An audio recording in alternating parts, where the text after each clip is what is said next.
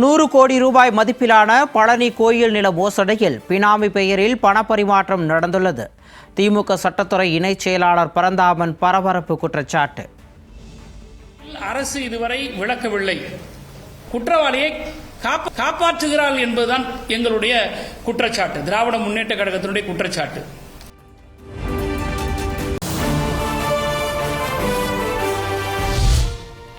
நூறு கோடி ரூபாய் மதிப்புடைய நிலத்தை பத்திரப்பதிவு செய்தவர்களை இதுவரை காவல்துறை கைது செய்யாதது ஏன் என திமுக கேள்வி.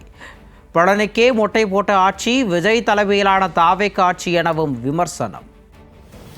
பழனிக்கு மொட்டை போடுவாங்கன்னு தான் நம்மலாம் பார்த்தோம். பழனிக்கே மொட்டை போட்ட ஆட்சி விஜய் ஆட்சி. இன்னைக்கு நாட்டு மக்களுடைய முகத்தில் இன்னைக்கு விபூதி அடிச்சிருக்கிறாங்க.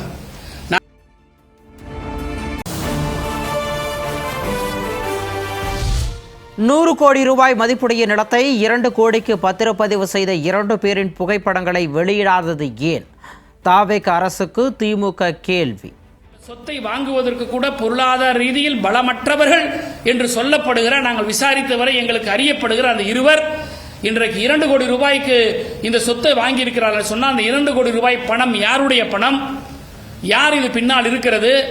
ஏன் அமைச்சர்கள் முன்வந்து இவர்களை காப்பாற்ற வேண்டும்? இங்க இருக்கக்கூடிய ஈடி இப்ப எங்க போயிருக்கு? இன்னைக்கு எஃப்ஐஆர்ல இவங்களை 4 பேரே காட்டியிருக்கிறாங்க, இது வரைக்கும் ஏன் கைது பண்ணல? இரவுகள சமூக வலைதளத்தில் பணியாற்றக்கூடியவங்க எல்லாம் வந்து கைது கூடிய அரசாங்கம் இந்த குற்றவாளி ஏன் கைது பண்ணல?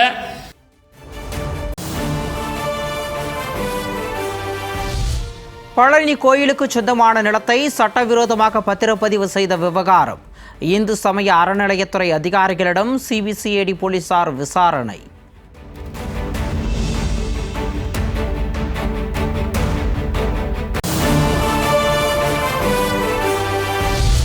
லாக்அப் மரணமடைந்த சபரிவர்மனின் மூக்கிலிருந்து ரத்தம் கலந்த திரவம் வெளியேறியதாக பிரேத பரிசோதனை அறிக்கையில் அதிர்ச்சி தகவல். தலையின் மேல் பகுதி, கழுத்தின் பின்புற நடுப்பகுதியில் ஆழமான இரத்தக்கட்டுகள் இருந்ததாக பகீர் தகவல்.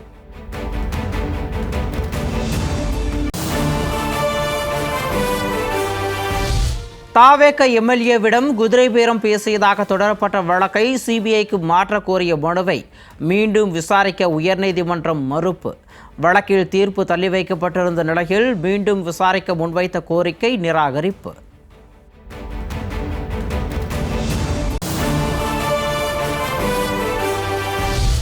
அதிமுக எம்எல்ஏக்களிடம் குதிரை பேரம் நடத்துபவர்கள் மீது நடவடிக்கை எடுக்க கோரி அதிமுக சார்பில் டிஜிபி அலுவலகத்தில் புகார் மனு. அதிமுக எம்எல்ஏக்களிடம் குதிரை பேரம் நடத்தி தாவேகாவில் இணைத்துக் கொள்வதாக மனுவில் குற்றச்சாட்டு.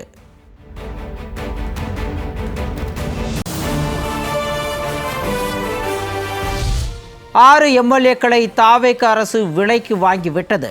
டிஜிபி அலுவலகத்தில் புகார் மனு அளித்த பின் அதிமுக சட்டமன்ற கொறடா அக்ரி கிருஷ்ணமூர்த்தி குற்றச்சாட்டு. கடிதத்தை கொடுக்கிறார்கள். இந்த ஜனநாயகத்திற்கு முரணானது, தமிழக சட்டப்பேரவை மரபுகளுக்கு முரணானது என்பதை வலியுறுத்தி இதன் மீது உரிய நடவடிக்கை எடுக்க வேண்டும் என்று மீண்டும் வலியுறுத்தி தமிழக தலைமை காவல்துறை இயக்குநரிடத்திலே மனு வழங்கிவிட்டு வந்திருக்கிறோம்.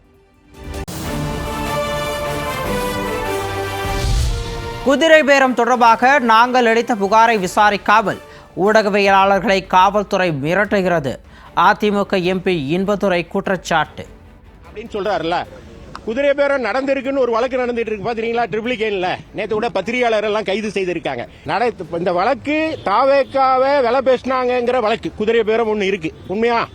அப்ப அவர் பேசியவர்கள் மீது விசாரிக்கிற வழக்க எப்படி அவருடைய முதலமைச்சர் தாவேக்கா அரசுடைய காவல்துறை எப்படி விசாரிக்கும்? அப்ப அந்த வழக்கை சிபிஐ கிட்ட கொடுக்கணுங்கிறது எங்களுடைய நிலைப்பாடு.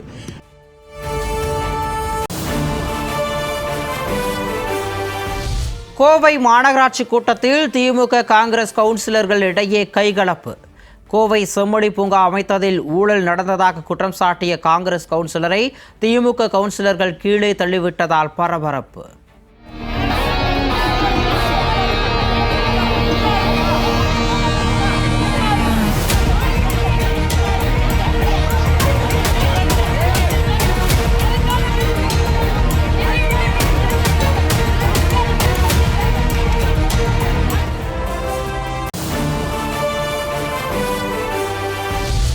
நாட்டின் முதல் ஹைட்ரஜன் ரயில் சேவையை ஹரியானாவில் தொடங்கி வைத்தார் பிரதமர் மோடி.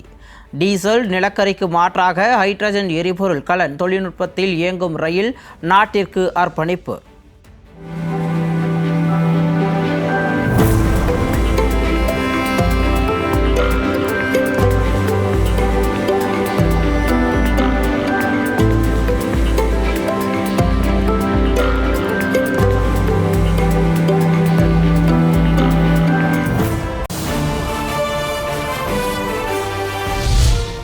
நகராட்சி நிர்வாகத்துறையில் 50க்கும் மேற்பட்ட டெண்டர்களை ரத்து செய்து தமிழக அரசு உத்தரவு. டெண்டரை சமர்ப்பிக்க குறுகிய நாட்கள் மட்டுமே கால அவகாசம் வழங்கியதாக செய்திகள் வெளியான நிலையில் ரத்து.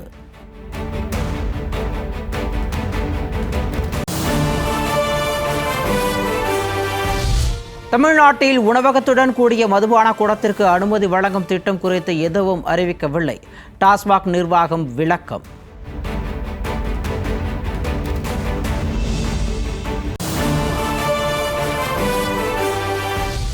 உணவகங்களுடன் இணைந்த ரெஸ்டோபார் அமைக்கும் திட்டத்தை அரசு கைவிடாவிட்டால் போராட்டம் நடத்தப்படும். பாமக தலைவர் அன்புமணி அறிவிப்பு.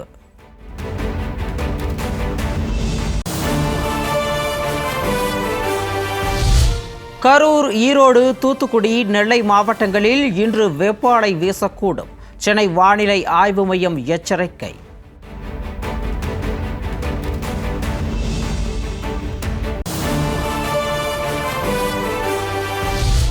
எம்பிபிஎஸ் மற்றும் பிடிஎஸ் படிப்புகளுக்கான விண்ணப்பங்களை சமர்ப்பிக்க ஜூலை 23ஆம் தேதி கடைசி நாள்.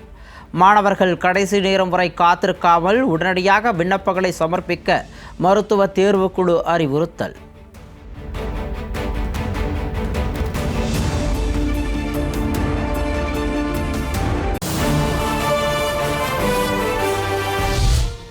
சென்னை எழும்பூரில் கண்களை சிவப்பு துணியால் மூடி தொடக்கப்பள்ளி ஆசிரியர்கள் நூதன உண்ணாவிரத போராட்டம். 2024ஆம் ஆண்டு நியமன தேர்வில் தேர்ச்சி பெற்ற ஆசிரியர்களுக்கு பணி நியமனம் வழங்க வலியுறுத்தல்.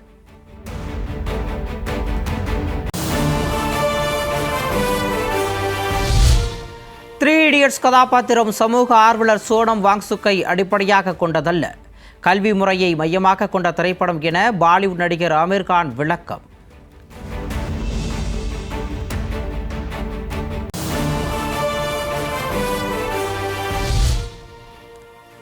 கொள்முதல் நிலையங்களில் குவிந்து கிடக்கும் நெல் மூட்டைகளை கிடங்குகளுக்கு விரைவாக அனுப்ப அன்புமணி வலியுறுத்தல்.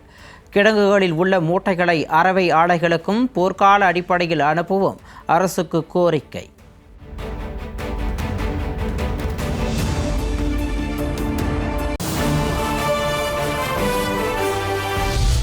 ஆடி வெள்ளியை முன்னிட்டு சமயபுரம் மாரியம்மன் கோவிலில் குவிந்த பல்லாயிரக்கணக்கான பக்தர்கள் நீண்ட வரிசையில் காத்திருந்து அம்மனை வழிபட்டனர்.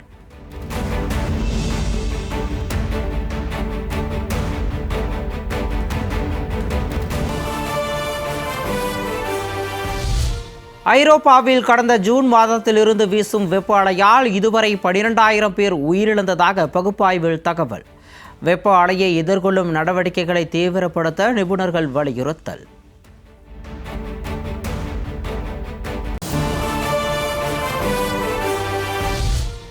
எப்போதுமே சிறந்த கால்பந்து அணி அர்ஜென்டினா தான்.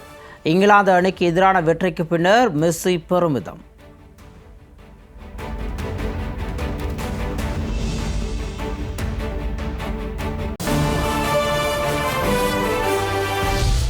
சென்னையில் ஆபரண தங்கத்தின் விலை சவரனுக்கு 400 ரூபாய் குறைவு. ஒரு சவரன் தங்கம் 1,04,800 ரூபாய்க்கு விற்பனை.